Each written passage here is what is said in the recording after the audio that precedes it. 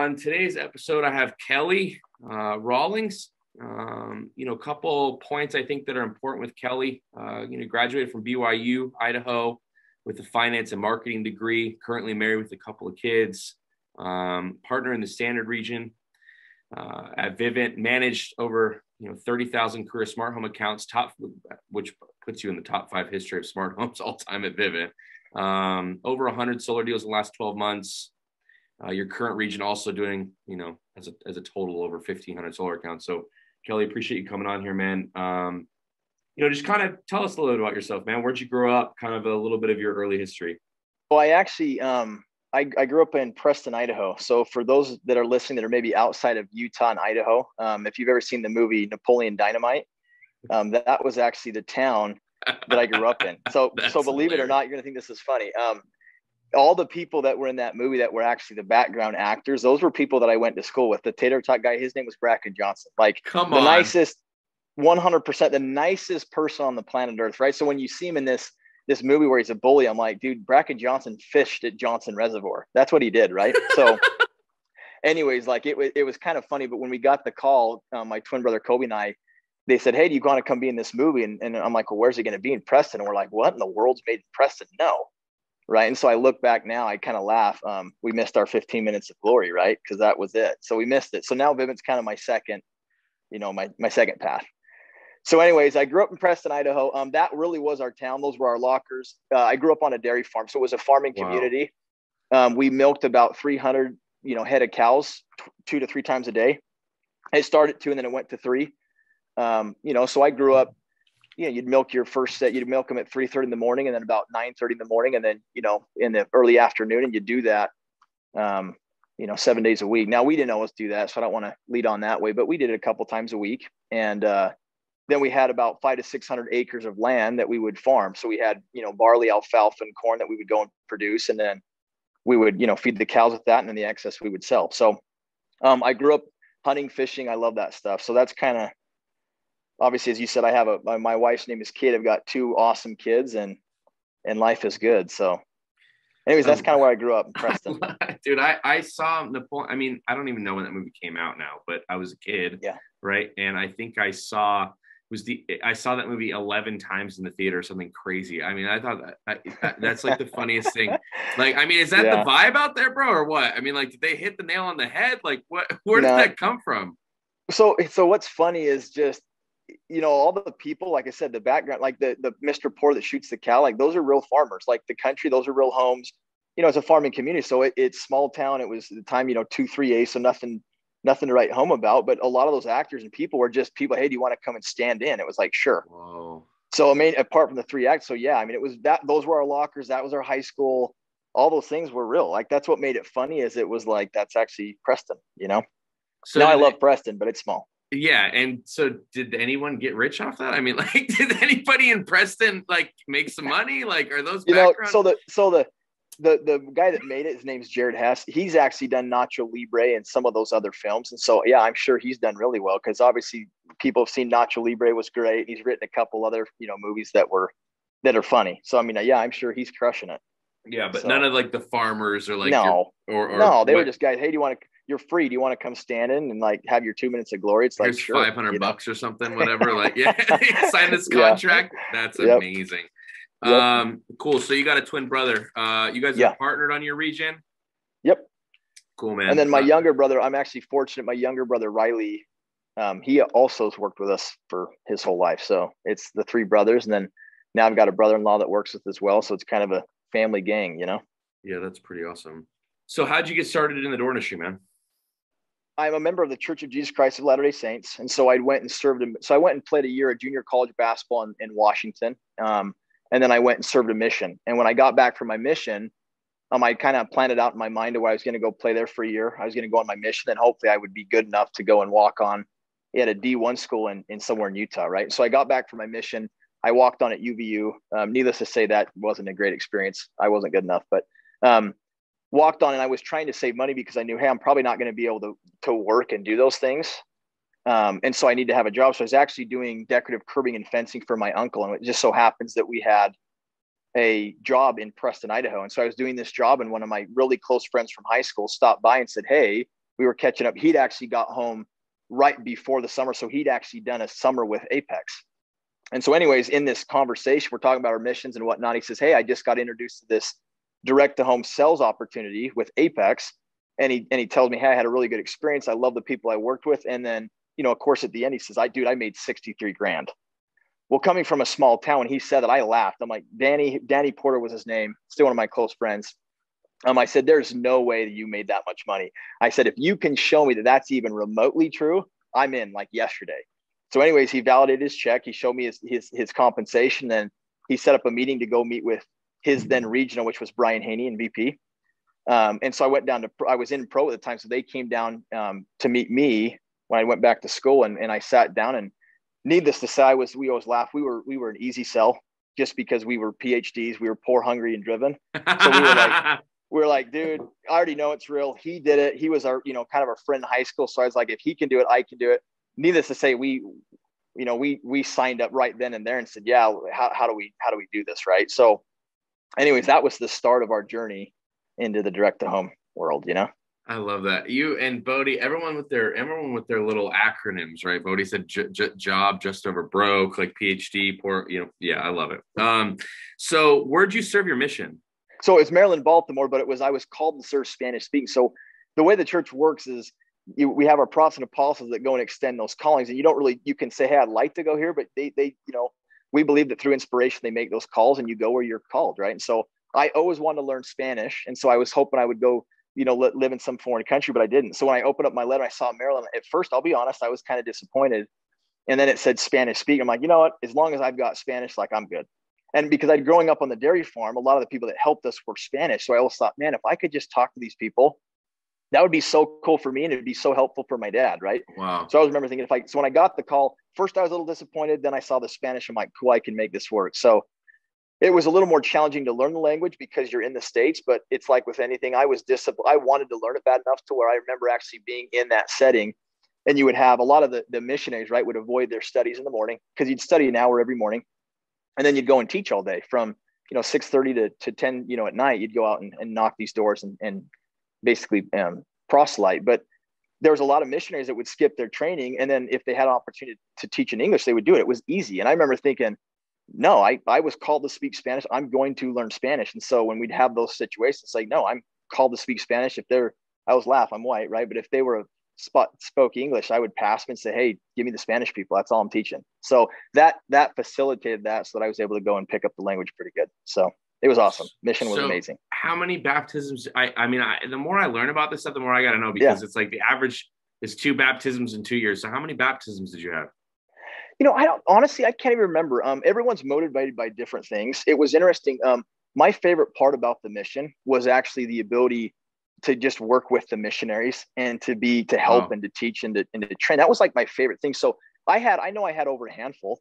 Maryland, in the States, you don't have as many. If you go foreign, the baptisms a lot of times are crazy, right? In the States, a lot of times it's not that way. And so, I had over a handful, but I was, even when we would teach someone and they were ready to be baptized, I was kind of like, hey, who do you want to baptize? And if there was someone that was really important to, that wasn't the motivator for me. It was, hey, as long as we're doing the job right and getting the right results for the right reasons.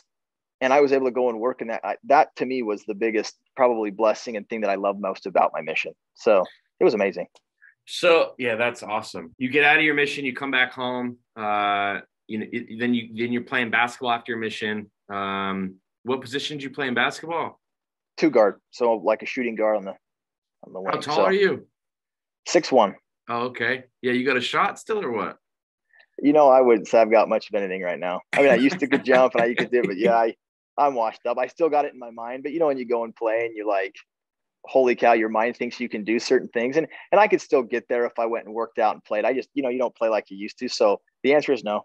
Well, I could dunk till I was 33. Yeah. So I could still. Oh, there you go. Yeah. Okay. I could still slam dunk till I was about 33, 34. And the last few years I haven't tried. So I probably can't do that either anymore. But I mean, good for a white boy, I know, right? They always said I had lead feet, dude. So I just never played any sports. So that, yeah. So are you a Utah Jazz fan or what? Love them. Having them beat the Clippers 2 times in a row, baby. That was amazing. Yeah, I So love all the old smart home, like the Sam Taggarts of the world, all the guys that are out there, like, taking polls, like on their Instagram, like, are they going to win the finals? And I'm like, well, yeah, they got some stuff in their way, but I think it's potentially possible. no, I agree. Yeah, that's cool.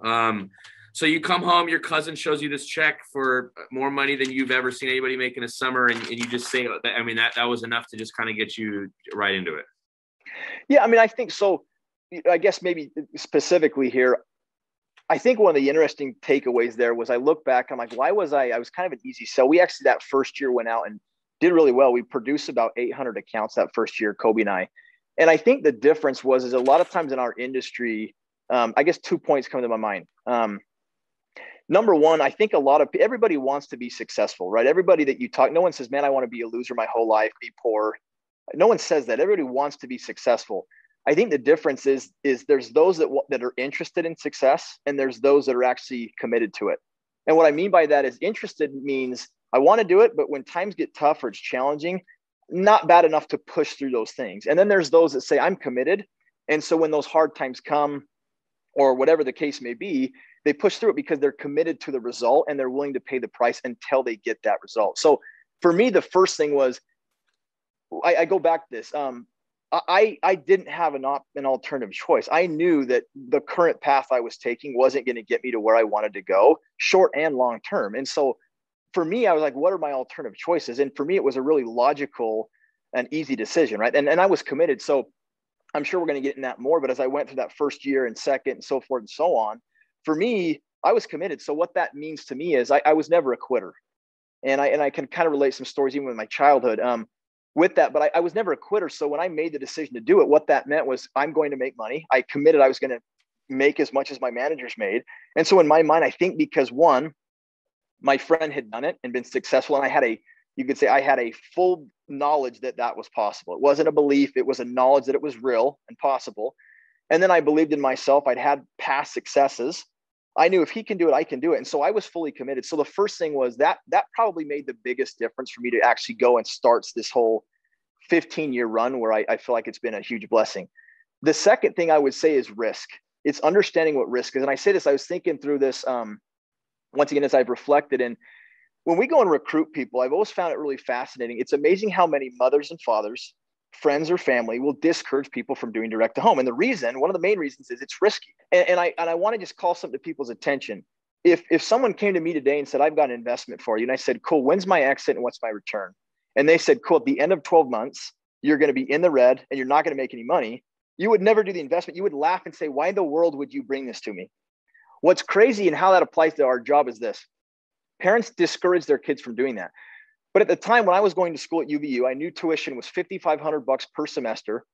I knew my books were close to $1,000. I had rent that was $300 a month, plus food and everything else that I wanted to go and do. Well, at the current job that I was doing, I knew that my best case scenario, I was not going to be able to pay the bills and I was going to have to get student loans. So I already knew the investment and the path that I'm taking is negative. It's red. So when I had this opportunity to go and do Vivint, people say, well, what if, we get all the time, well, what if I don't succeed? Well, what's okay compared to what? What's your alternative choice? You go and succeed at a 12, a 9 to 5 job and you succeed and you still fell. Like knowing that your best case scenario is in the red or negative, what's the difference? And when people understand, so I was fortunate, call it inspiration to be able to see and think that way, to where I just thought I'm a college kid. I'm 22 years old. If I fell and I'm broke, guess what? I'm already broke. If I have to get out of student loan, awesome. I'm already planning on doing that now. Awesome. Let's do this. And as soon as those two things clicked, the decision to go and do it was really easy. So when I sit down in that meeting and I know, hey, I'm just getting validation on what I need to do and how to do it. When the guy says you can do that, I'm in. It wasn't a hard decision. Let me go talk to my mommy and daddy. It was, I'm in. I'm a big kid. My parents were amazing. They'd given us they bought us when we got home from our mission a Camry that Kobe and my twin, we shared. And they gave us $1,000 and said, here you go. Like, good luck. They were farmers. We're spoiled. We're Americans. So everybody is spoiled, I believe, here. But I knew I also wasn't going to get it from them. So once again, what was my alternative choice? And as soon as I realized that, I'm like, dude, I'm in. Let's go. Let's go make this happen. So those two things, I think, for me, made it very, very easy. Let me add one more thing. Yeah, please. It's funny. People can't, you can't recruit, right, until you've done it because, well, I don't have anything to go off.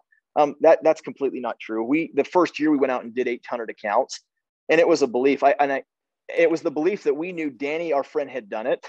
And so the fact that he had done it, I already knew it was real. I didn't need to go and personally do it to go and recruit. I knew it was real. And my belief was, if he could do it, why would I not want to go and invite everybody that I know? Because I knew what I was experiencing. Why would I not want my friends and people around me to have that same opportunity? Let's go.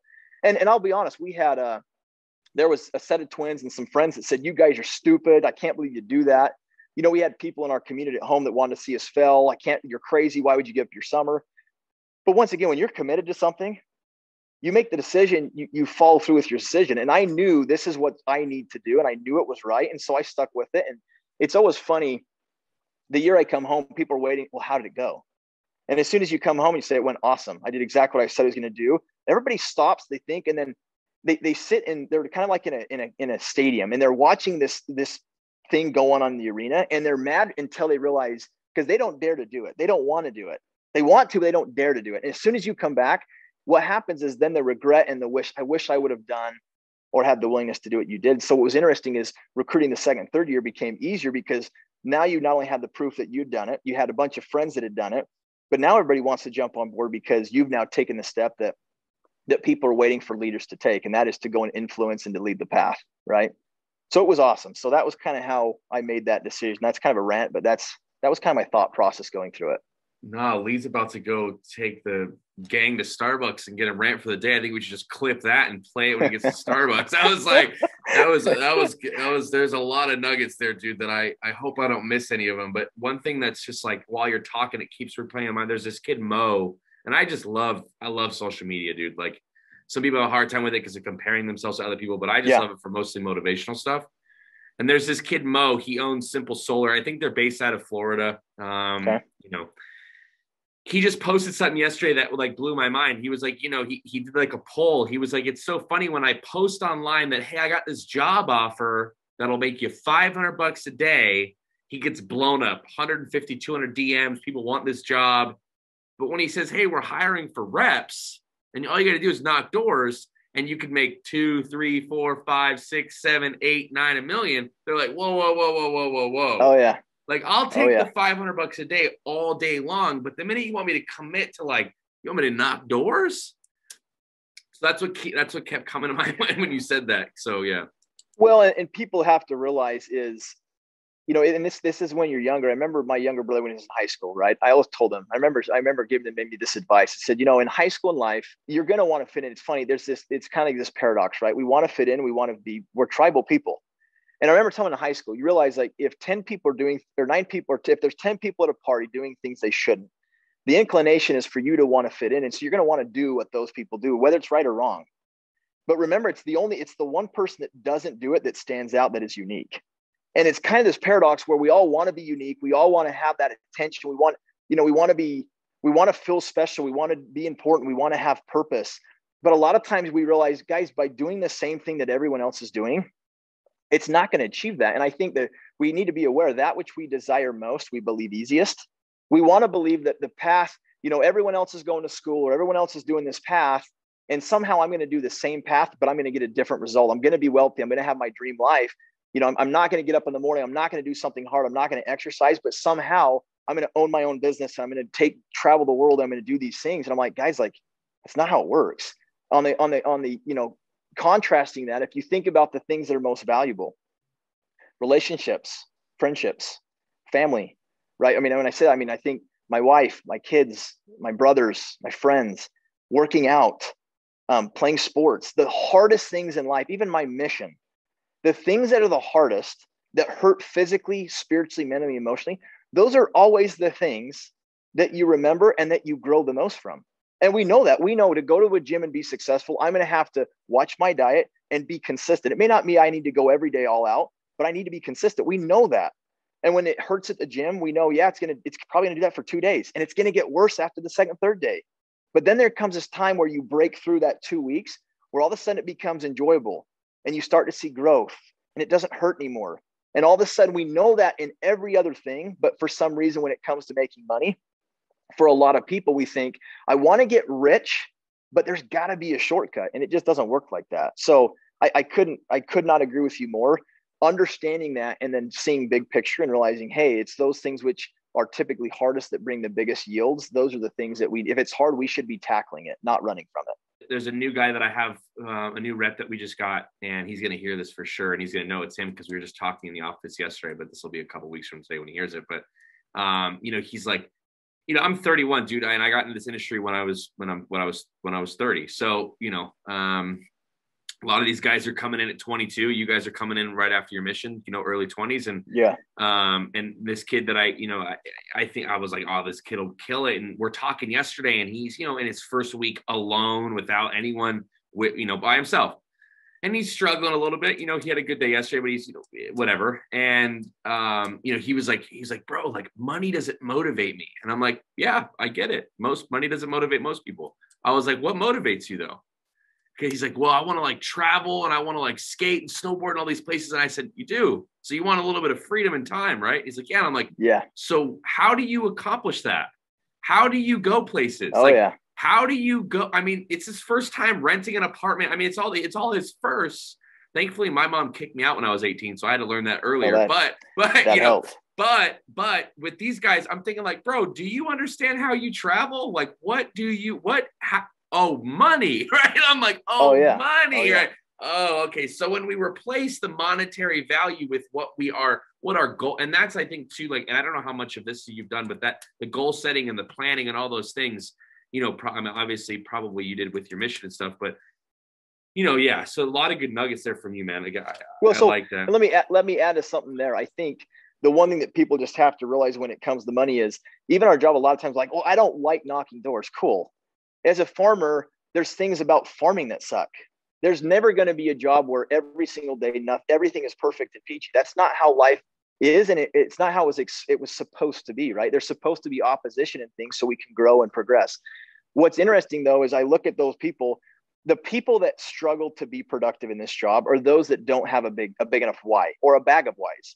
The bigger the why, the easier the how. And the reality is you might say, I don't like knocking doors. Okay, fine. But what I love is I love people. I love providing a great product and service.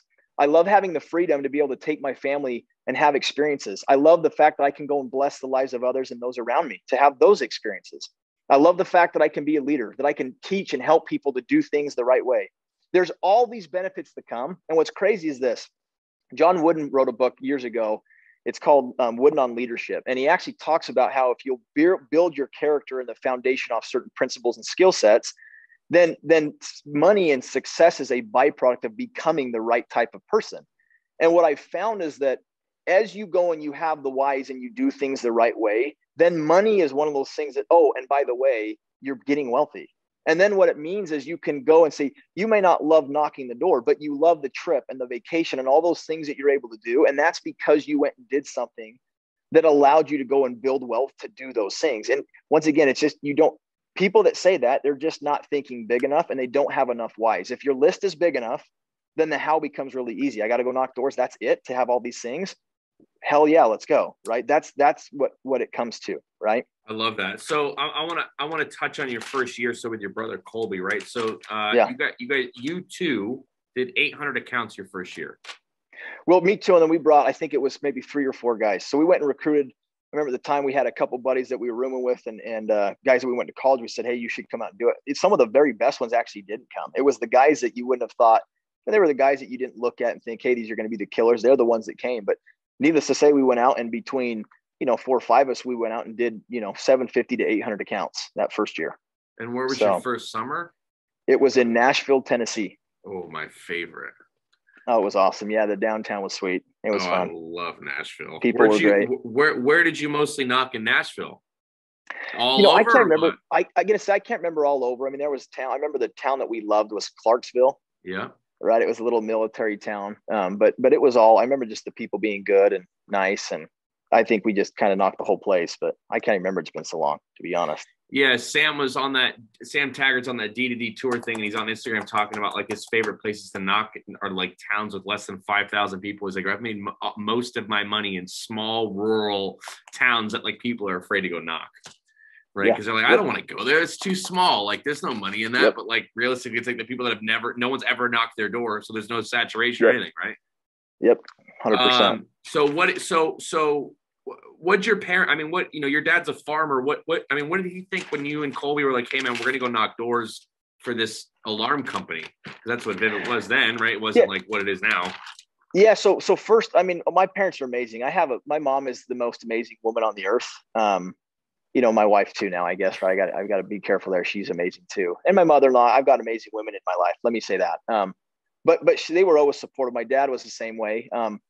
It's interesting. I look back, I a lot of what I owe to them. So they were super supportive, but I think there's always that question. Hey, you've been gone for a year. You went and played basketball in Washington. It was 10 hours away. And then you go on this mission for 2 years and now you're going to go and leave again for the summer. Like, do you never want to see us again? What's going on? Right. So I think there was this thing like, why would you give up your summer, to go do this? But once again, long term, right? I'm like, hey guys, if I don't pay the price now, like I'm never going to get that. I'd rather, sweat and bleed now and then be able to enjoy the fruits of that labor down the road than go and live that high life now and feel like my whole life, right? They all say, do what's easy now and your life will be hard, do what's hard and your life will be easy type thing. Obviously the paradox is that both ways it's hard, but the nice part is right. Kind of the irony of there. But the point was, yeah, they were supportive. And I would say, the one thing I look back on those guys, they always made me work hard. So I think they knew it was going to be hard, but I always think they knew we were going to succeed because they knew they'd raised us to work hard. And if we were going to go do it, they might miss us, but so they were super supportive. Yeah. So you guys shacked up, and I'm still learning all the other like regionals. So was Brian, is it Danny or Brian here?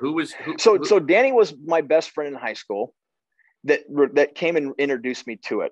And then Brian Haney was the regional manager, VP of Rexburg at the time. And he was doing, he was doing 20, 30,000 plus accounts. So he was amazing. So he was a big dog in the game.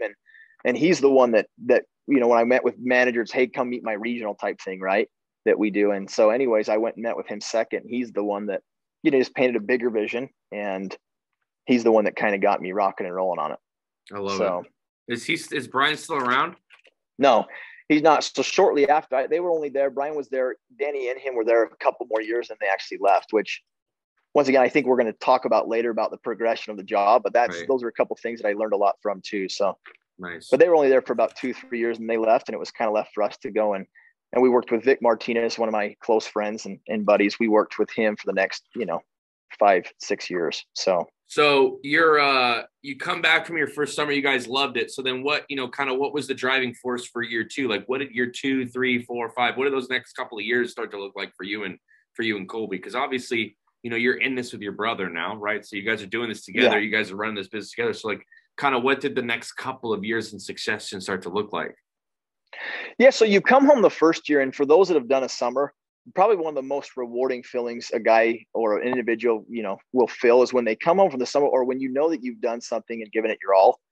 I remember driving home from Nashville and I remember knowing I did it. And it wasn't, I'll be honest, like it wasn't, summers are not easy, right? I mean, I went and had a great individual, a collective and a good personal, I did well, but it was hard. But I remember coming home and that feeling of satisfaction of knowing, oh my gosh, I did it. And it's like 24-hour drive. And I remember for 24 hours, I was ecstatic. I was so happy and so just joyful, right? That I went out and I set off to do something. I did it. And I also knew how it was going to affect and change my life. So I came home. What people don't realize when it gets direct to home is it just the amount of freedom. And I would tell you this, my big holy cause when it comes to this job is freedom. Everybody in the United States, we're so blessed and lucky. I think we take that for granted, but we're so lucky to have the freedoms that we have and the opportunity to go and build whatever really we want to build.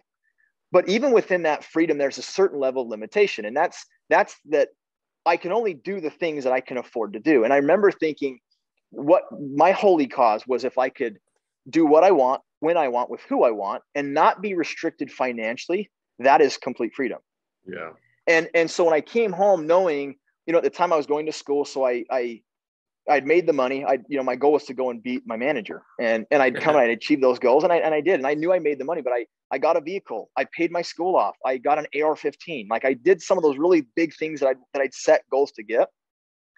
But the fruits of that were what were even crazier. So as you get home, you realize because I went and paid this price, everybody else now is going to school and they're trying to balance dating, and playing sports and working and everything else that they're trying to do. And I came home and I was like, yeah, I'm going to work when I want, and I'm going to get really good education, and I'm going to date when I want, and I'm going to participate in any and every activity. Why? Because I could, because I'd now paid the price to where my grades were better, and all the things that you want to do in college and the experiences you want to have, I now was able to have because I wasn't limited to, well, okay, I've got to work 40 hours and I've got 40 hours of schoolwork, and I got, how do I go and balance a social life, work, and all these different things? Vivint gave me that. And as soon as I realized that, it kind of sparked that thing where, what if I did it another year?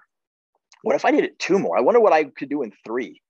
And that's kind of when I started thinking, I'll do it 1 more year. And I'll be honest, and we're going to talk about that later, but it wasn't something, I didn't make it. I'm 15 years deep. It wasn't a career decision when I started, not even close. But gradually, as I got the success, I started like, I'll do it 1 more year. And then progressively, I started to see maybe it's something more. So that's kind of, as far as me coming back, that's kind of where it started, I would say. Yeah, I love that, man. And so let's, your first couple of years, so you come back from your first year, you were at UVU still, and then did you transfer to BYU-Idaho, or how did that kind of like work for you? Yeah, so we were down there. I'll be honest, I didn't personally love Provo a ton. Basketball didn't work. It just didn't work out, right? I'm not going to make the excuses, coach this, coach that. We just weren't. The timing wasn't right, and we obviously weren't good enough to play at that level, right? We had walked on the team. I'd had someone I looked up to that had walked on and done really well, but we just didn't have the opportunity to go and play. It was kind of like, talk about being segregated. It was like we literally would warm up on a different court. And so I'm like, well, I'm cool with working for something, but if I can't even, unless like the ball boy. So it was kind of, I'll be honest, it was a shot to the ego a little bit. And I knew I could have succeeded had I had the chance, but we just didn't. So anyways, I do that for a little bit. That doesn't end up working out. Colby's met this girl in BYU-Idaho. We just meet Brian and Danny. They're going to BYU. They're like, dude, come up here. We can hunt, fish, and we love to the outdoors. So like, come on, let's go. And we can work together. And I, once again, when we first got into this job, we were 4.5 hours away because of our distance. So I thought, you know what? Maybe we do go there. It'd be better for work. Kobe, you can go marry this girl you like, and so after that year, we transferred to BYU-Idaho for those, Kobe won't admit that, but that was a big reason for him for sure. And he married the girl, so it was totally worth it. But we went there. It was he married her, and then we were able to work and be close to the guys that we were doing the summers with. I love that. I love that. Let me ask you a question, because I this is from personal experience, and I think it's important for a lot of people listening, like kind of where we're at. But I've been in the event production industry since forever. I played music forever. Like that was my basketball, and it didn't stop after college. Like it continued, and I had a little roofing company thing for about a year, but that was short lived, and then came back to Vegas and did production again. And for some reason, the universe keeps bringing me back to doors and in home.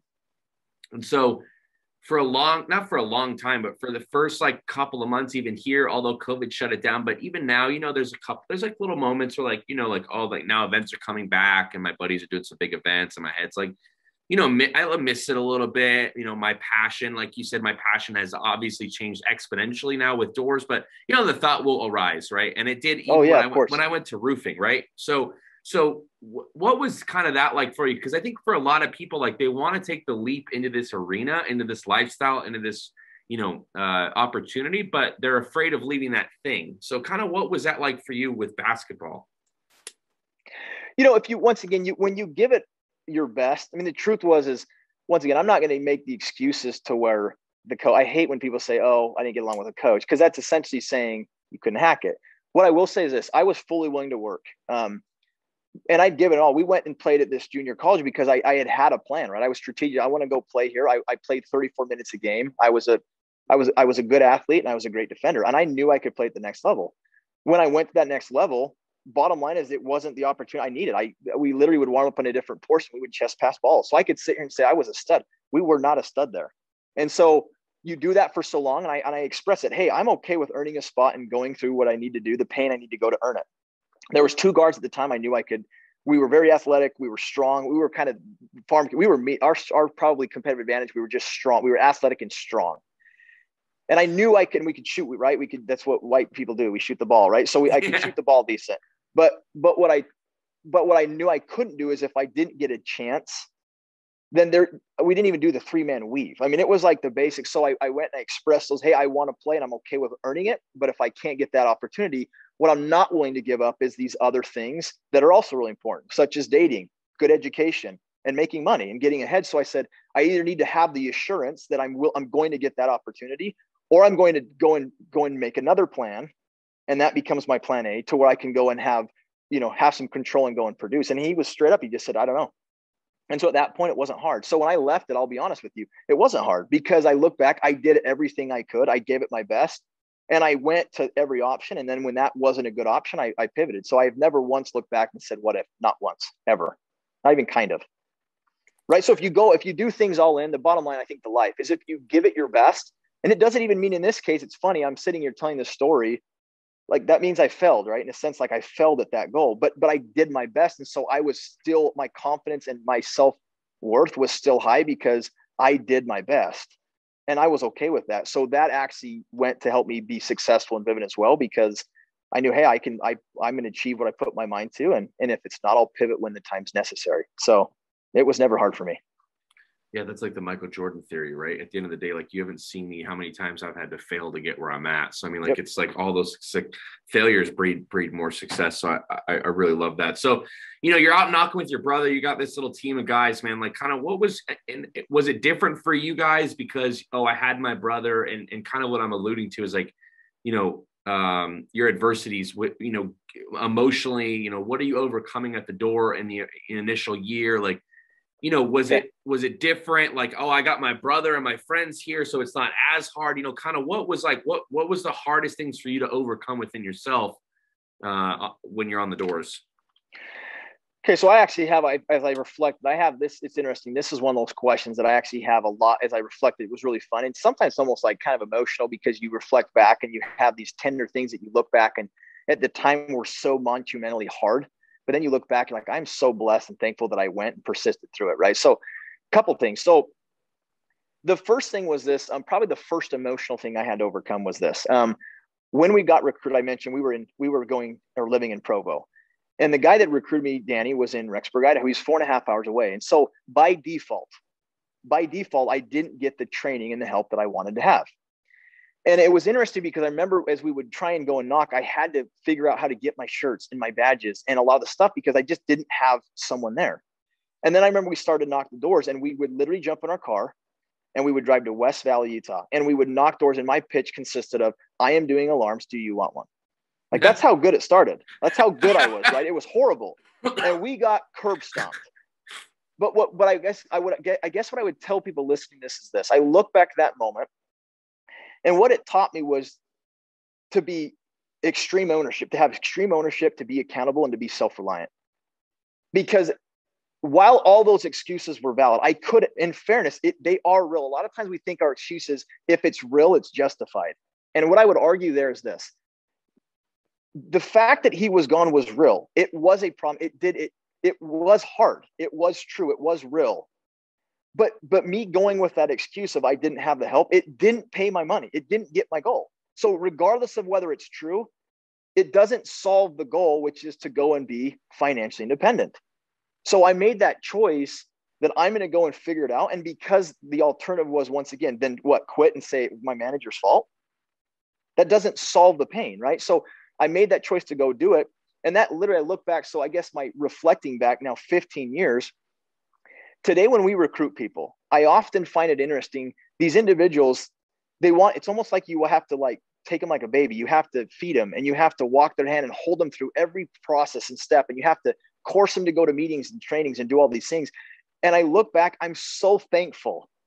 I didn't have that, because it taught me, if it's meant to be, it's up to me.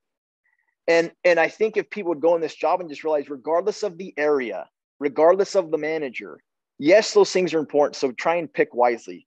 But at the end of the day, it's up to you. And the results you do or you don't get, they're on you.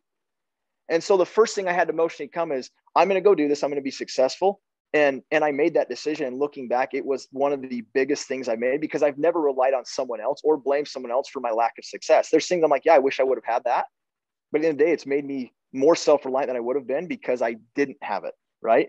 So my biggest difficulty was my biggest blessing, I would say, or one of them, years later. Does that make sense? Yeah. Any thoughts? I don't want to, I got a couple more, but no, go ahead. No, that's good. No, go ahead. So the second one I would say would just be master your craft, right? So we had a good sized team, but what was interesting was at the time, a lot of the teams were doing 25 to 3,500 plus accounts. And so there was a draft. In the draft, they would draft bigger markets. And so, right or wrong, in our industry, we often hear, well, it's the market. And one of the things I always remember is thinking, we went to the East Coast, Philadelphia, and we went to Jersey, and we went to California. And there's all these different markets where, I'll be honest, they were 30, 40th, 50th pick. We were not the top 10 teams. And a lot of people would say you're going to get crushed. And I remember specifically going to California, and it was before people liked California. And they said, you're going to go there. It's going to be super hard, and you're going to lose all your rookies. Well, once again, I have a choice to make. It may be true. I don't know. But what's my alternative choice? So I agree with it, and I suck, and I quit, and I lose all my people. Like, what's my alternative choice? And so I remember we went there. Fortunate for us, we went to Oildale. We knocked this little town, and it ended up being really, really good. And it gave us the hope and the confidence that, hey, I think we're going to have a good year. Well, needless to say, we went there. We did 2,800 accounts. It was the biggest year that I'd had to date. And what was funny is once you do something, everybody wants to do it. It goes back to the job, right? Once you sell it and you prove it out, there's a million people willing to follow you once you're man enough to lead. Once we go out there and do that, Bakersfield, now we laugh. The Rosedale Hotel in Bakersfield, California, like everybody after that season, everybody went to California. It was close to Utah. Everybody went there. And I guess I look back at that. What it taught me was there were so many people throughout our career, and we all see this, where everybody says, I like new homes, I like military, I like this, or I like that, right? Everybody has this perfect home that they like. And what happens is a lot of times you become so dependent upon an external circumstance or situation or demographic that when you fall out of that, you actually don't know how to sell.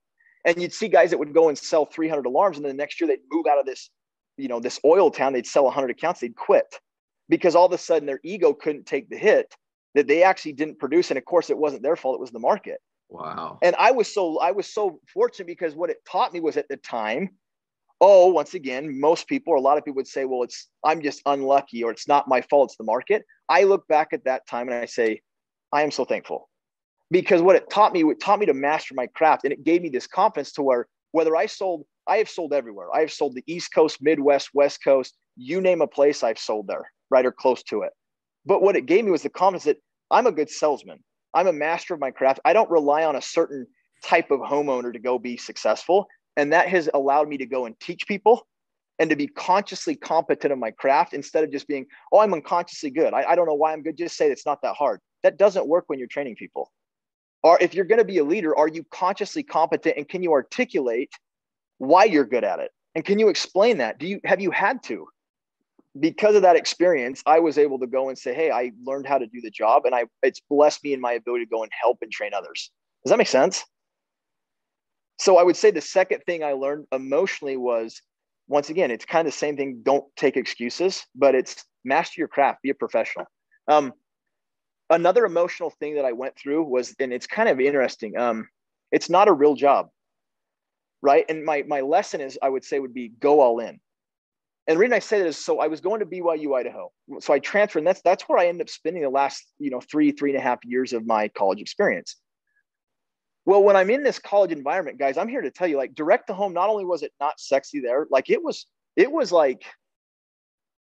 frowned upon. And I remember sitting in classes, Zach, and I remember professors talking about direct to home sales being a slimy, grimy job. And I remember them making comments directed even at me once they knew that I did it, as to those that do that are bad, like kind of like you're a bad person.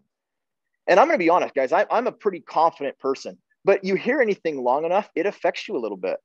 And so it was interesting. So for those first few years, now I'm in BYU and I'm being successful in this realm of sales, but I then come home and you're in this environment now where education is important, but then people are telling you that what you're doing is not a real job, and that if you do it, you're actually a bad person. So the question then became, well, how do you respond when you get told certain things? And what was interesting is, so it kind of culminated, and I remember a couple of situations. I actually remember one presentation I did, and Kobe and I had to do it as a group. And me, Kobe, and this guy named Tyson did this presentation, and we aced it. And we crushed it. We were so prepared. We were dialed. We crushed it. And I remember after that class, the professor said, you know what, Kelly, you did a really good job. Like you aced it. I just can't decide if you guys actually know what you're talking about, if you've just developed a silver tongue because of what you do. And I'm sitting there thinking, are you shitting me? I go out, I invest all this time, and I still don't get the credit because I'm just a silver tongue talker. Well, fortunate for us, they ended up doing a simulation later on in the year where you had to go build a business on a simulator, and you were actually judged and graded. It was an individual product. Well, sure enough, we were top 2 and 3 of the entire class. So anyways, it kind of like take that, right?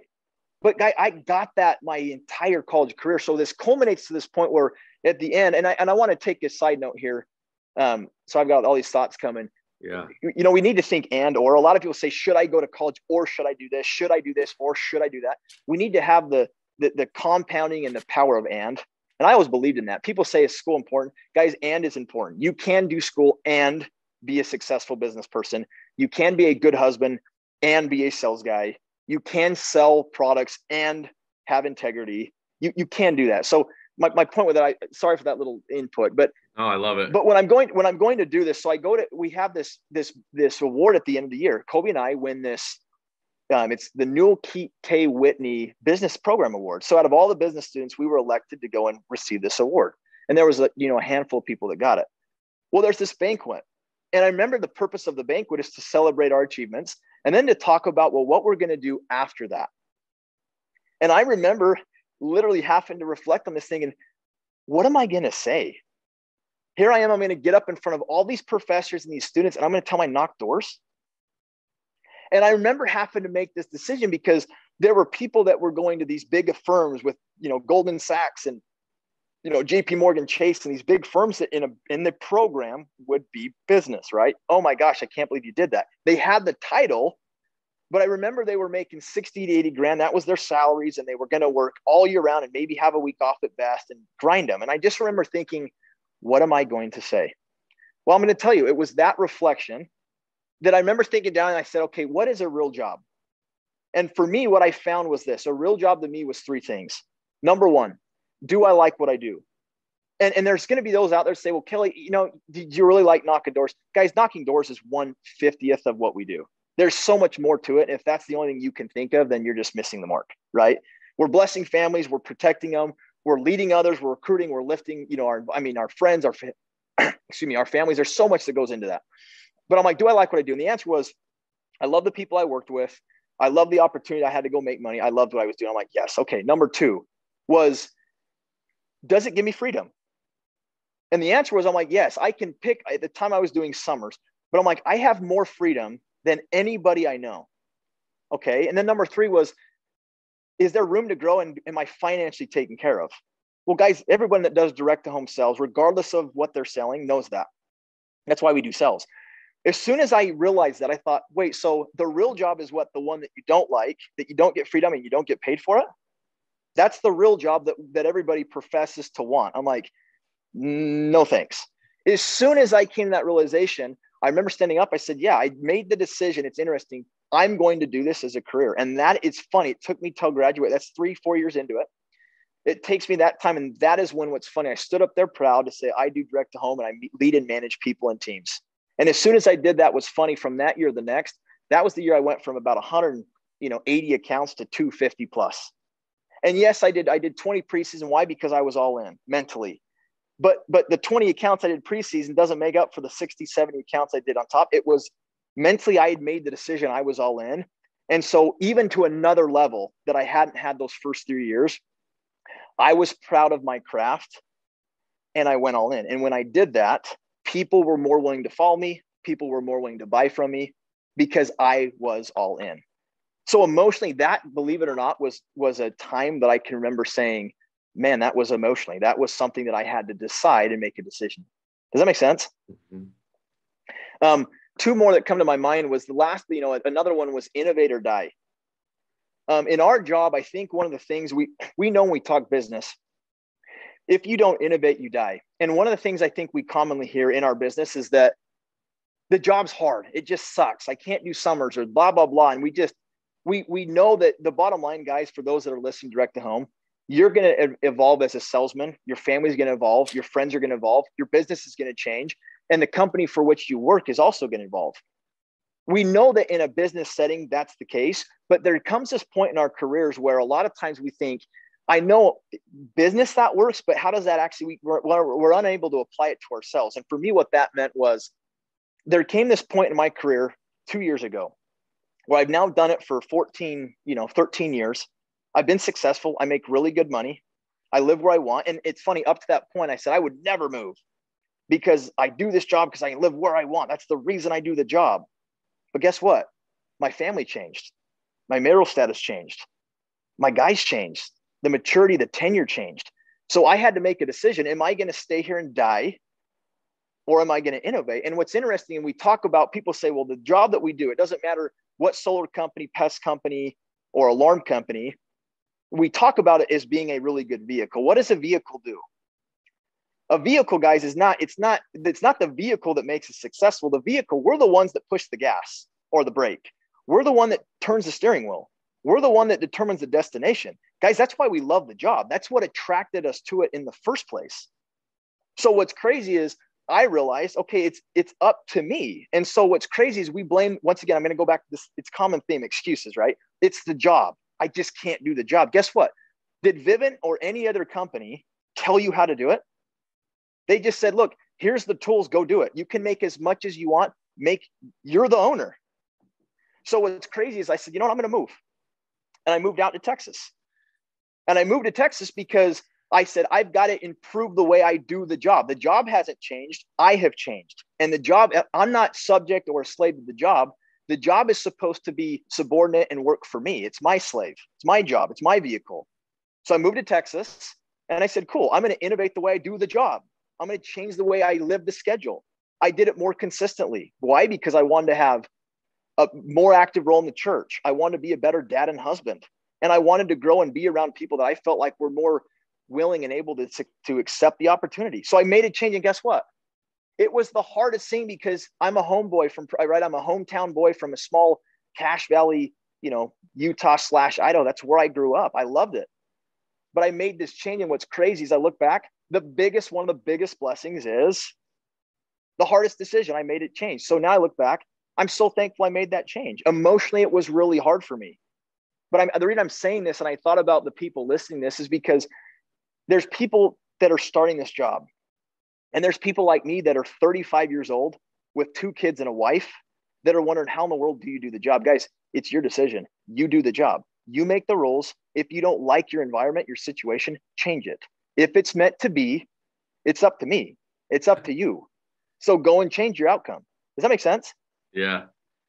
So the fourth one I would say would just innovate. Be prepared to make changes as you need to. The fifth one, and I'll end with, there's a lot more, but I thought of the ones that I guess really impacted me was just leadership has influenced nothing more, nothing less. And what I mean by that is it's our job is really interesting, right? In most jobs, when we think about a conventional job, you move up this ladder, right? There's security, there's safety. And what happens though within that job and that structure is typically you take a job, you learn a skill set, you learn a leadership, you're trained, and then you go the next step and you go the next step and you go the next step. The benefit to that is there's a sense of security and there's a really direct path to get there. The problem is you may not be next in line. It may take you 20 years and you may get paid like dog crap and have zero free time in the process. The interesting thing about sales is this, is in our job, we kind of use leadership and management like synonymously. And what I mean by that is in our job, there's no ladder to climb. If a guy goes out and sells a lot of accounts and recruits 100 people tomorrow, you're a quote unquote a leader or a manager. But what I would tell the people listening is that's 2 very different things. Management is doing things right. Leadership is doing the right things the right way.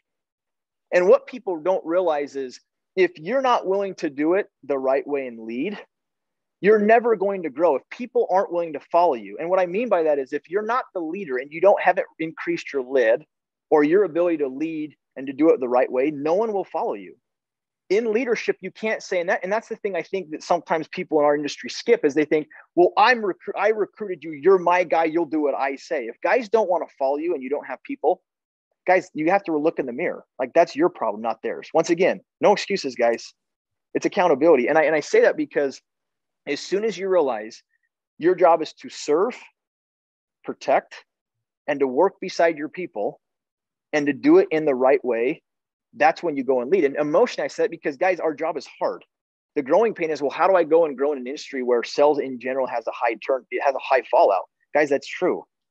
The answer is you consistently do it, and you do it over the long haul the right way. And if you'll become the type of person that you need to become, then people naturally will follow you and they'll stick with you. When we moved to Texas, what's crazy is we literally have some of the best sales reps in the company. And they moved to Texas. Why? Because they trusted that we would go and work with them, protect them, and serve. And we don't always do things right. I'll be the first to say, have I done things wrong, said things wrong, ate my foot? Of course, guys. That's, once again, if a leader's not making mistakes, he's not human, then he's a unicorn, right? But right. I mean, so that's going to happen. But you got to remember, if you can just go and do things the right way, like over the long term, you're going to be successful. People will follow you. You will have those guys that have similar desires and goals, and those are going to be the ones that stick with you and help you grow the business long term. So I know that was kind of a rant, but those are just thinking through emotional struggles. Those were 5 very specific things that I went through that I remember being kind of pivotal moments or kind of reflection points where I thought, man, I need to make sure I'm doing these things to go and really get where I need to get. So no, man, that's not a rant. That was incredible. I appreciate that. So just so many takeaways from everything you just said. I do want to touch on a couple of points, man. So like, in what year did you move from Idaho to Texas? So I've been here about I guess going on 3 years. So it would be about 2019, 18. So about 2.5 years ago. That would have been like 12 years for you in Idaho at Vivint. Yeah. So I actually lived most, when I graduated, I lived in Logan, Utah. And so I was doing it in Utah, and I would go down to Provo, and after so I lived in Rexford for those 3 years and did the 3 years. And then when I was graduate, I moved to Logan, Utah. And that's kind of where I did it for the next, handful of years. And then there came that point where I just said, hey, I need to make a change. And that's when I moved to Texas. So. And Kobe was down, like he was down. I mean, like you guys just kind of go together. So is that kind of how that worked, or, Yeah. Yeah. So Kobe and I mean, we're really fortunate. Once again, I says Riley, Kobe, and myself, we're very, very close. And it's one of those blessings that not everybody has. We're very fortunate. We're, specifically with me and Kobe, we're the twins that are really as identical as you can get. And so one of the blessings of that was we were always competitive, but we always saw it's kind of like the compound effect, right? We're both ugly dudes, but I always joke, because there was 2 of us, it made us more attractive, right? I always laugh, right? I love that. It was like the girls, right? You're more handsome because there's twins, right? I always kind of laugh. But in sports, right? He might have a good night, I have a bad night, or vice versa. But the Rawlings went for 40, and it was always the combination of both. So we were really lucky, guys. Literally, we did every single college class. We've done everything the same. Now, the only thing that was different is he got married at 23. It took me an extra 8 years. I got married at 31, so you can tell who's the ugly twin. That's me. Right. But we did everything together. So when we moved out, it was one of those things we talked about, and we're like, hey, let's do this. And, and that was, Casey Baugh at the time, and Bo Gardner and some of those guys, they were the leaders that were saying, hey, it might not be a bad idea. And so they'd helped with that, or motivate it, or maybe bring it to the forefront. But yeah, when we made the decision to move out, we moved out, and our partner, Nick Elison, moved out. And then shortly after, Riley, my brother, and then it became a wave where a lot of our friends and close work associates and partners said, let's do it, and they moved out as well. So you were in the Authentic region as well? Yes, correct. And so what part of Texas did you guys go to? So right now I live in San Marcos, Texas. It's a little south of Austin. And then Kobe and Nick and those guys live in Bernie, so San Antonio, Texas. And so I just bought a home down there, so I'll probably move down there as well. So with your brothers, like Kobe and Riley, like, is there kind of like a yin and yang? Is there like a contrast? Like, is one guy picking up the slack for another guy? Like, what's kind of been that leadership role, sharing that leadership role with your team and with your brothers and stuff? Kind of like, what does that look like?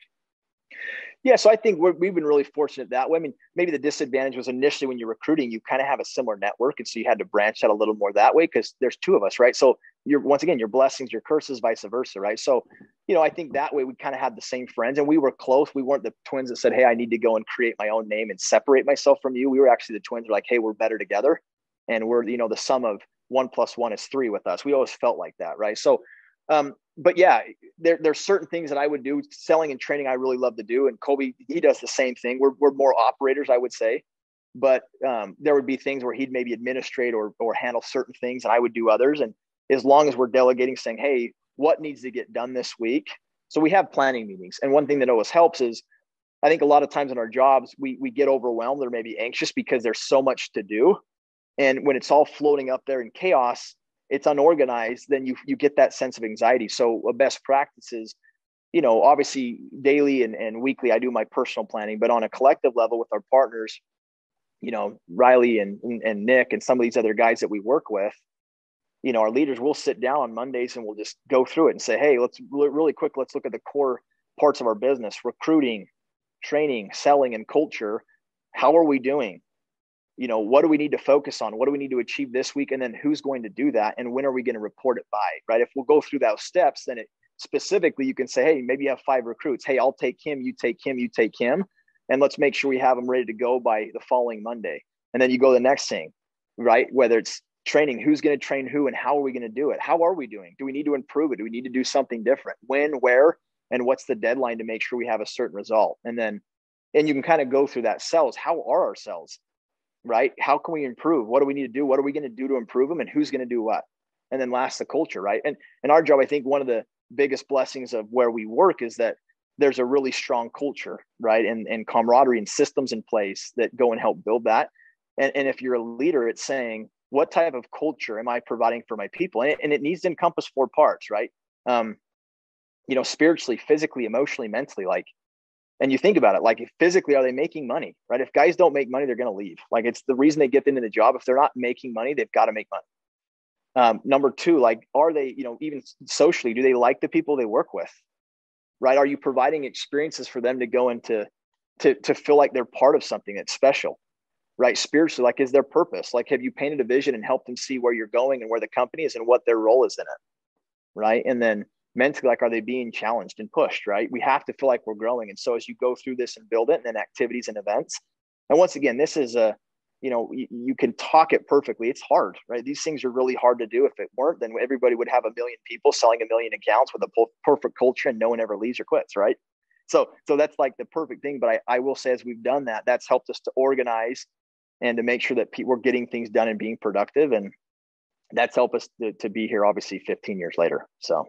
Yeah, no, that kind of goes right into what I wanted to discuss more about, kind of your daily rituals, right? And so one thing that I've learned from all these guys, the elites of this industry, just short of me getting taught on here one day, but what's the most important rituals for you that on a daily basis, things that winning the morning or planning or goal setting, or what is it what for Kelly Rawlings, what's the most important things for you, man? I'll be very similar to what the other guys have said, but first of all, getting up in the morning and just having a routine. I think it doesn't have to be a certain length or duration. You have to do something that gets you going, right? And for me, I read recently, I always actually recommend the books, The Miracle Morning. And it's really good because it talks about how there's basically 7 things that have been proven to go and help people, be successful. And so when I get up in the morning, and say, cool, I'm going to sit. It's called the Savers routine, right? And so the first thing is I'm going to meditate for 10 minutes. I'm then going to say, cool, I'm going to write down my affirmations. I'm going to sit there and think about what I want to be, right? And I'm going to talk to myself and make sure I'm giving myself positive affirmations. I'm going to visualize what I want to achieve, right? A lot of times, some of your most successful athletes, they're people that visualize what does it look like and what will it feel like when I go and achieve these certain things, right? And then exercise, right? I'm going to try and do that. Now, my goal is not to do it 6 days a week. My goal is I want to go exercise at the gym 4 times a week. And then I'm going to stretch that. I'm not flexible, but it's get my blood pumping. It's flex. And so I know I'm going to go and stretch and do those things that are going to help me. I'm physically getting my body moving, right? And then read, right? I'm going to go read. I'm going to fill my mind up with something that motivates me and inspires me. I would say that probably is the single most thing, that when you're around really good people and you're reading good things, you think differently, right? We don't know what we don't know until we know it. And so the question is where are you getting it from? Right. And so making sure that you're reading from the very best books and gaining knowledge and networking with the right people, that will help you think bigger. And I'm very fortunate when we think of people, I look at some of the people that even left, the Vic Martinez and the Brian Haney's and the Bo Gardners and the Casey Boss. These are guys that still bless my life tremendously. They reach out, they still include me in investment opportunities, and they reach out to see how I'm doing. Those guys, and they're doing things so much better than I am. That those are the people that you have to have around you because they make you think bigger and want more. And so I'm gonna read. And then last I'm journaling. Right, I don't do it perfect, but journaling is one of those things, guys. I hate journaling, so I'm going to even say yeah. this. It's kind of funny, but so it's so funny. I when I hear that, I was like, gosh, how do you do this? I don't want a Dear Diary. Like, I don't want to read that. I don't want my kids to read that. Yeah. Right? I'm not the guy that's like, someday I want Dear Diary today. Right? I don't want that. But what I found is this: a better thing for me was, what is something today that I learned that would be impactful? And what's interesting is when you go into journaling and thinking, oh my gosh, I've got to write 5 pages, it's going to take 20 minutes. Guys, you don't want to do that. I don't want to do that. I'll speak for myself. When I go into the thing, I'm like, what's something I learned today? And it might be the importance of self-awareness or the importance of giving a compliment. And I think about one thing that I did or I learned or I saw or I heard or I felt. What's crazy, when you go back to your journal and you're looking at like one paragraph that's super impactful, now I would say if my kids got my journal and they said, what did dad write? I would be happy with that. I would say, oh my gosh, there's this treasure trove of things that were takeaway lessons that he learned throughout the day. Now there's purpose to it. And it's something that I want to read. And I would hope that my kids would not only read, but get something out of it. So even that, I'll write something really small, and then I'm going to go to the gym. And it's interesting. This is something that, Bo's the best at this, but this is one of those things where it's funny. Before I got married, my brother and I would always talk. He'd say, you're lucky you're not married. And I was 31. So my morning routine could be a little more lax because I didn't have kids clamoring and a wife for my attention. Right. And my brother would say that. But what I tell people is you also have to realize that you have to innovate or die. And as soon I knew that you got to realize when the day starts and the gun goes off, my kids they're up at 7:30. Like, that's when they're up. So whatever time I want for Kelly, I can't say, well, yeah, but my guys need time. And now I'm doing it from 11 to 2 o'clock. I'm like, Kelly, it isn't the best use of your time because now there's other more urgent things, people that need your time. You should have done it when no one needed. My kids don't need my time at 5:30 in the morning. My wife doesn't care if I'm up. My guys aren't probably calling me and needing something. My customers aren't going to call. I'm not going to get a lead, or I'm not going to have to go knock a door, and I'm not going to have to go and be at a certain meeting. Those are the times that you have to plan and say, if I can go and do this before, now Kelly gets his time. I can go become the person I need to become to long-term, hopefully get where I can continually lead and add value to my people. But then I can go and focus on the things and the big rocks during the day that aren't about me. They're about my people. So the first thing would just be that routine. I know that's kind of long, but and guys, that can take, you can do it in 7 minutes. You can do it in an hour. You can do it in 2, whatever time, just have a routine. And then the other thing would just be, the exercise and then working. When you plan your week, every week I'll plan, hey, there's different roles and responsibilities that every one of us have. Do you know what they are? Right? And that might say, I'm a father. I'm a husband. I'm a son. I'm a friend. I'm a leader in the church. I'm a young man's guy. I'm whatever the case may be. Have you articulated your roles and responsibilities as an individual? And have you planned them to when you're getting time and attention? If Sunday night, I know, cool, family night's important, or a certain thing's important. If I go and I plan it in the week, I can say, what are the very biggest rocks that I need to go and plan for? I put them on my calendar and I say, if nothing else got done, if I got these things done, would I be happy? Would I be content? Would I be fulfilled? And then I go to the smaller stones. And then the end you put in the sand. Those are the things like, hey, I need to go get a laptop, or I need to do something yeah, I need it, but it's not important. It's not urgent. And if you'll go do those things, then on a weekly basis, you have the week planned out. And then on a nightly basis, before I go to bed, the busier you get and the more people you manage, the more crucial these things become. When I go to bed at night, I will look at my tomorrow and I will plan out my day. And there's 2 parts of advice I would give. I've learned this. Number 1, you don't want it doesn't need to be every single minute. The goal is to be effective, not efficient. You can be efficient when it comes to businesses and systems. You can't be efficient when it comes to people. You have to be effective. So if you've planned every minute or every 10 minutes and a lot of the time to those things, the problem is what happens when a rep or someone needs you or your kids and you said, oh, sorry, I can't break my schedule. It's so regiment that I can't actually break course. You feel guilty and you hate it. because you know the higher value, which is people, shouldn't be subordinate to something that's dumb on your calendar. So you have to make sure you have time. But I plan those things. So when I go to bed, what it does, it gives me the peace of mind when I wake up. I don't have to think, right? If you want to start a good habit, you make it easy. If you want to break a bad habit, you make it hard. If I know that getting up and those things are going to be challenging, if I have it planned and prepared, I know I just got to get up and plug and play and my day's done. As long as I achieve these things, I'm going to be okay. So weekly planning, nightly planning, I'm getting up in the morning. I'm also reviewing my plans, writing down those things, and then I'm just going to execute on those things. And you're not going to be perfect. You don't need to be, but it's those little marginal gains, that win a game, right? It's the foul shot that's missed that would have been the difference, right? It's not, and I'll tell you, it's throughout the game, right? A lot of times when someone loses the game, it's like, oh, I should have hit that shot. Yeah, you should have. But dude, there shouldn't have been turnovers. There shouldn't have been all these different things that led to that. Like, that's just one thing. Do the small things consistently and you'll get the big results in the long term. Yeah, so much good stuff. So, there's a rule that I try to live by now is I just want to get 1% better a day, man. Because even, for me, like, I come from like an industry where like, bro, I get home at 3 or 4 in the morning, like, or I'm on tour, or like, I'm gigging with rock bands, or I'm gigging on festivals, and it's like 18-hour days and And then, I run it like you guys would run it for a summer. I'll run it for a summer touring. I'll come home. I got to shut all the windows. All the lights are off. Don't talk to me for 3 to 5 days. I'm sleeping. Like, I need my versus now, like, I interviewed Bodie, and I'll never forget the line. He said, if anybody can be lazy, it should be me. And I'm up at 4:45 in the morning every single day of the week. Cause like, that would be my thing, Kelly, right? Like, I would negotiate Sunday.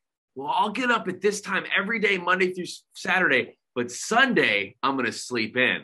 Well, then what happens? Well, I carry Sunday into Monday. I don't know about you.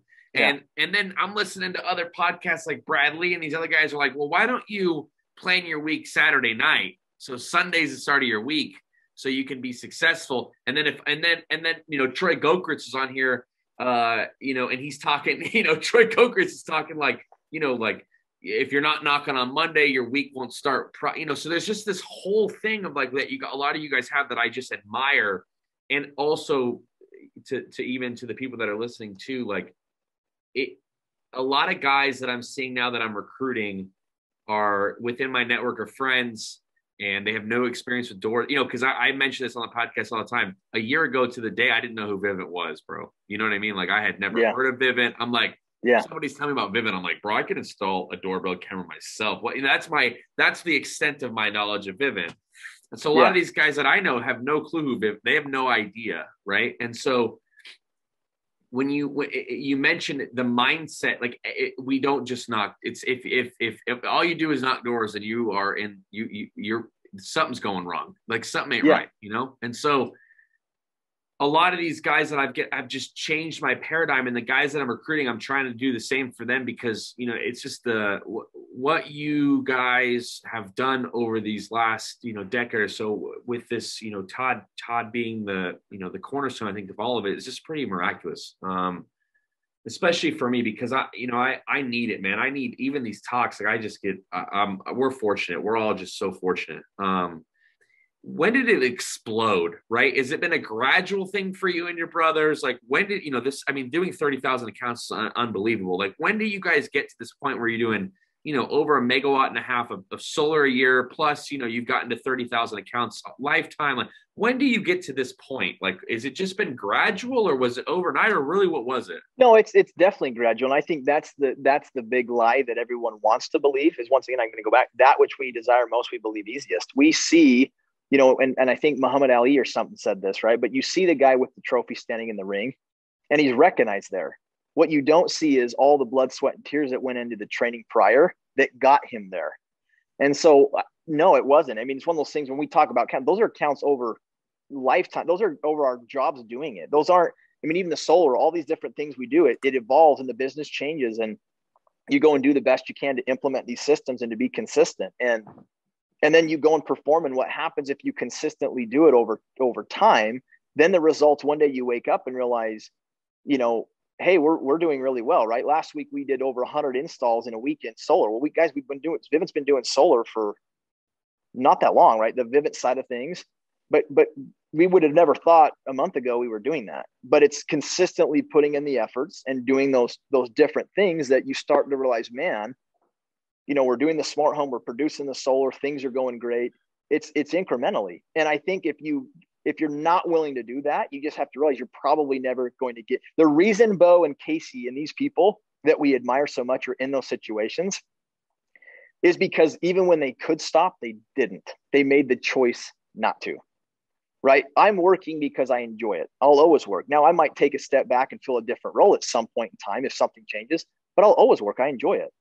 And as long as I'm trying to be productive and go and achieve bigger things, once again, more wise, then the how becomes, well, I'm going to go do this. And for right now, Vivint is that vehicle for me now. Now, if something changes down the road, great. But right now, I like the people I work with. I'm very fortunate with the money I make, and I'm able to do things. I will say I'm pretty busy. My wife would probably argue this point. I normally would say I have free time. I haven't had a lot of that in the past bit, but I would say at the end of the day, like I can control some of those things. So I love it. We're lucky. We're fortunate. Just grind and do it consistently and you will get the results. So yeah, I love that. And I want to touch on a point that you made earlier, like about innovate or die. So, I made a note here, like, what do you think was like, and Vivint seems to be the, just, they're always, you guys are always on just the next thing. And Todd's forecasting, and now your new CEO, I'm sure will do the same. But what is the difference before? So when it was, you had the, summer league versus now with preseason with a full year, now it's like smart home and solar. What's kind of like the different push for guys? Like, look at, you're going to knock the whole year. I know you probably still have summer teams or whatever. Kind of like, what's the major difference you see in the business on your standpoint? Well, I mean, I think there's a lot, obviously, the way you do the schedule. A summer is a 4-month sprint. And I think, and here's what I would say, I think that there's place for both, right? If you recruit a person in market, depending on, once again, now this is going to depend on the business, but I would even say, even regardless of that, to some extent, there's a reason a Navy SEAL goes to camp. It's to get him away from his comfort zones and the things that he can hold to and be comfortable with and around, and to put him in an environment where he can fully focus and go all in. The reason I learned Spanish was because I was submersed in a culture and talking to people who didn't speak English. And so because I was in that culture and I made the decision to only participate with those that spoke Spanish, I learned Spanish. And so I think the summer program will always have a viable, it'll always be really viable for that reason. You'll recruit people in market, and to go and really make them killers, there is no better place to train people than in a summer. They leave those things, they're around guys with the sole purpose in mind to go and be successful and to really get sales training. As it evolves, however, as you guys have the legacy guys that build the families, the summer program is just saying, hey, consistently doing same thing, showing up and saying, hey, you might not go and do 15 accounts a week, or you may not sell 1 million solar deals, right, in a day. But if you can consistently do something every single week with a program and a schedule in place, then once again, you're going to have, it's a different life. It's a more balanced life, and you can go and produce the same, right? Now, that being said, you have to have a little more discipline, because when you're in that setting, your family's there again. So it kind of eliminates that I'm away, this is my objective, I'm here. Whereas when you have those distractions, it's very hard, right? So you have to make sure you have a schedule and a routine, and you're doing those pre-season trips and you're getting people motivated. So I would say schedule is going to be a little different. You're running a marathon even more than a sprint. And we call the summer, the summer's not a sprint, it's a marathon. It is and it isn't. You go a year, that's even more of a marathon, right? You got to do it for 12 months. So I think small things consistently done over long periods of time. Like Casey said, we overestimate what we can do in a year and underestimate what we can do in 3 or 5. And so it's just saying, if I consistently do this a week, there's 52 weeks in a year. What does that look like? And then it's just holding yourself to those certain commitments that you make and those schedules that you create, and making sure that your people are aware of them and they participate too. So. Yeah, no, that's a good deal. And then where do you kind of see like you and your brothers over the next like 10 years? Like, what are your guys' plans? Like, I know, like you said, like Vivint's the current vessel, and if that changes, it changes. But like, do you guys have any major goals? Like, what do you got? Where do you see yourselves in the next 10 years?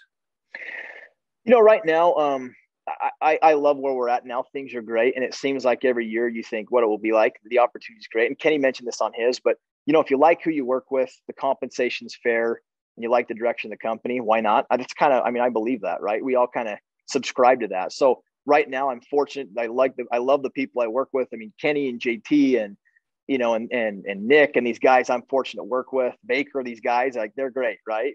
I like that. I'm getting paid fair, and I think the opportunity will only get bigger. So for right now, the foreseeable future is here. I would say the one maybe input I would put, I think the risk our industry faces in general, and not, this isn't a downer, it's just we got to make sure we do things the right way. I think we're so lucky.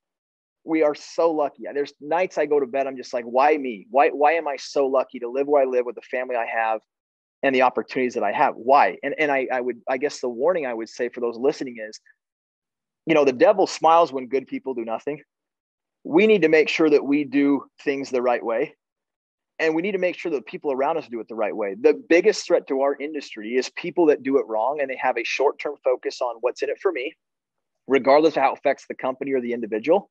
They make those decisions, and then regulations, rules, licensing, everything gets tightened up, and it restricts our ability to go make money. So once again, in the moment, the individual thinks, well, if I can just get this deal, it's worth X. But what they do is that they're saying, well, if I do it the wrong way, I'm taking a $5,000 deal or $1,000, whatever the case may be, for millions of dollars over the next 5 or 10 years. Why would you ever do that? If I said, hey, Zach, you can make $1,000 on this deal, or you can make $1 million over the next couple, you would never do that decision. But people do that, and we allow it, and we laugh at it. And we think, oh, it's funny, or joke's on them. It's not fun.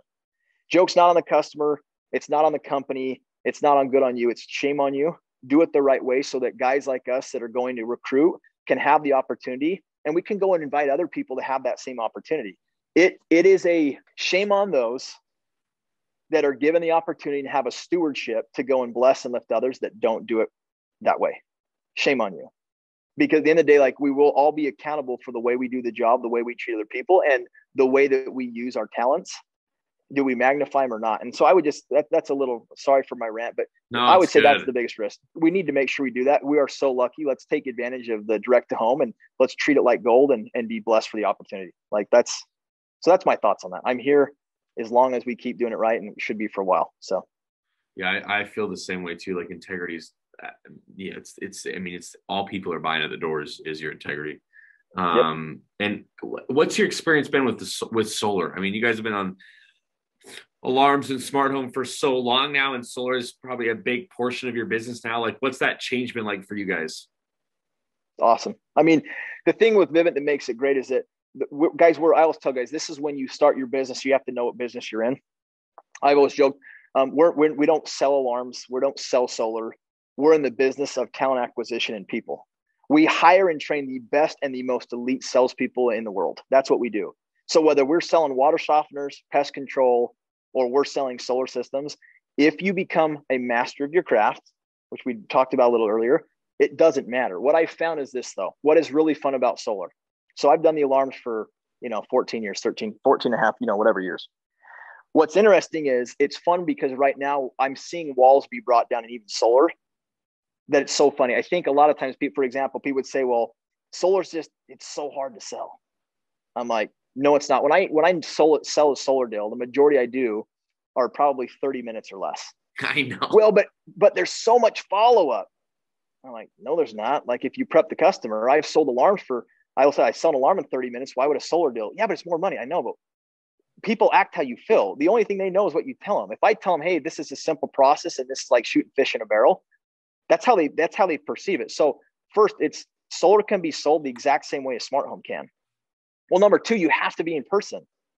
No, you don't. COVID was a blessing. Once again, there's inefficiencies. There's always opportunity. And when that happened, a lot of people stepped back and thought, well, once again, excuse. It's interesting. That always comes up. Well, I have a good excuse. And once again, is it valid? Absolutely. And would most people validate you? Oh, you're so responsible. The elite people would say, well, how do I go and generate income and build my business even despite COVID? How do I respect COVID and be a productive salesperson? So once again, we were able to go and develop it and do it over the phone. Well, guys, we do it over the phone in 30 minutes. So wait. So it doesn't need to be a 5-hour sell. There doesn't need to be crazy amounts of follow-up, and you don't have to be in person. Wait, you can't do that. Yeah, you can. It's no different than anything else. It is whatever we tell it is. If you do it the right way and you articulate, you plan out your presentation, why does it have to be different? So for me, I'll be honest, not even transition, the addition to solar, because we believe that that's one of our secret things, is to be able to do both. The ability to do both, guys, and to have the sales kit, guys, nothing changed. It wasn't hard. It wasn't a big transition. It isn't hard. It's just different. Same process. So my answer is it's been awesome. It's one more thing that we can add value to our customers, which should always be the first thing. And it's one more way that our guys can go out and make money. And we should, as leaders, be trying to find those opportunities to where we can go and help our people make more money and have more opportunity. It's been everything that we would want it to be. It's been amazing. Yeah, I don't really have much to add to that, man. That was a perfect way to end this whole podcast, because I appreciate all that. And I really hope that I can get the rest of the Rawlings brothers on here. So maybe I can get the man to plug us. I appreciate your time, dude. I know we had to change because I wasn't feeling well earlier in the week. So I appreciate you carving out some time on Saturday for me, man. It's been an honor and a privilege talking to you, man. I've heard a lot about you. So, thanks for your time, man. And I'm sure we'll talk soon. Well, I appreciate inviting me on. These are amazing. So I'm thankful that I got to be on it and hopefully share some things that help people. So thank you, Zach. I appreciate it.